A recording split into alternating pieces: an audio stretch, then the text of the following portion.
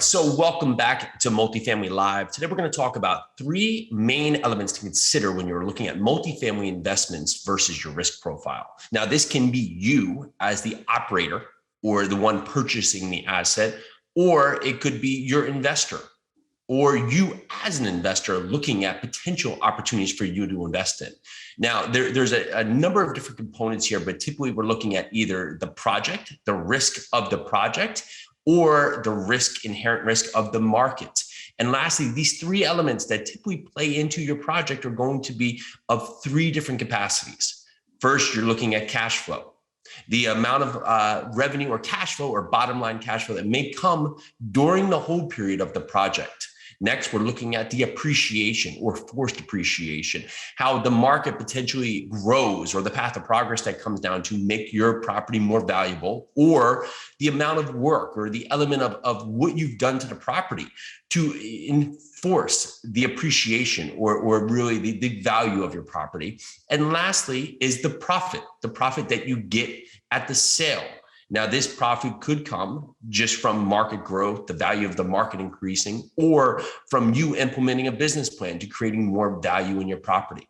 Now, as we look at these different spots here, we look at these different components, each person may see the same project with different risk levels, right? So one may see a cash flowing property as more risky compared to another person who sees a cash flowing property as less risky.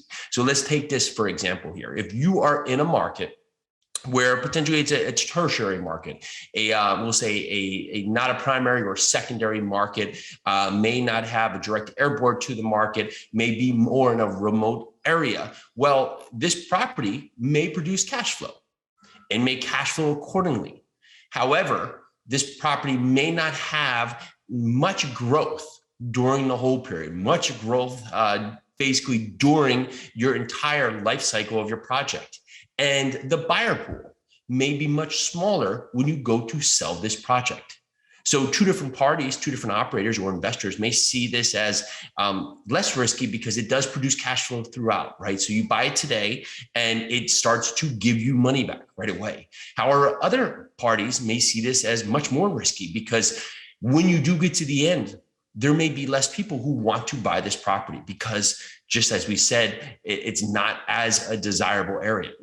On the other spectrum, you may look at a sea-bound area. So Miami, a New York, a San Francisco, right, where there is not much cash flow to the property. It's more of an expensive property. The value, inherent value is much more expensive.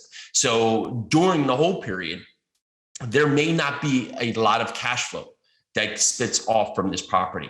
However, when you do get to a point in the end here of this property, you may see that there's been a lot more growth to the property, a lot more value created to this property because, well, what you've done here has created more value. And part two, the path of progress in this property or around this property has fully grown, right?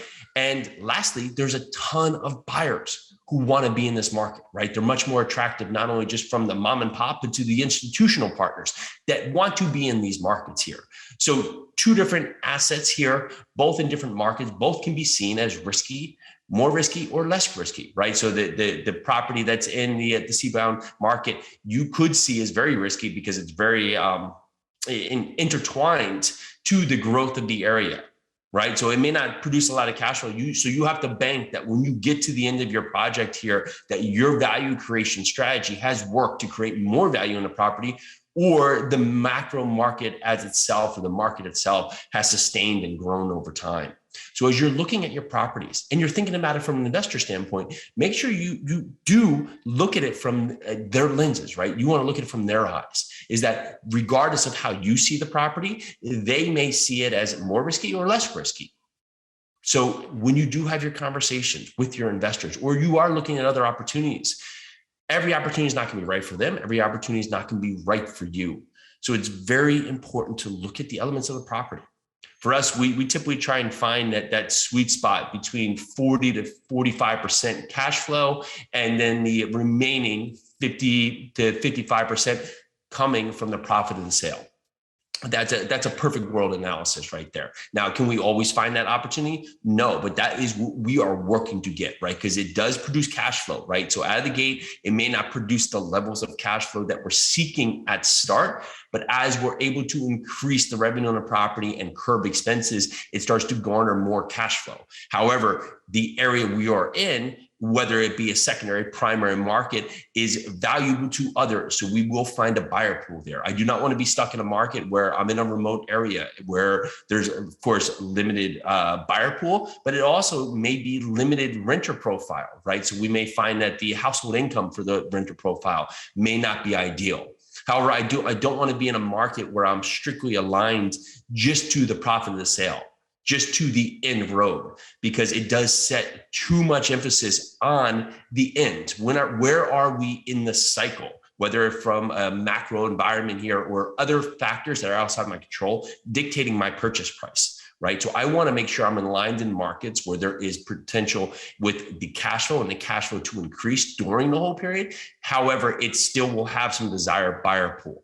But I do know many investors that work on both ends of the spectrum. Some want to be very profit oriented. Some want to be very cash flow oriented, and everywhere in between. So as you look at your investments today, make sure you're looking at it from a full cycle approach.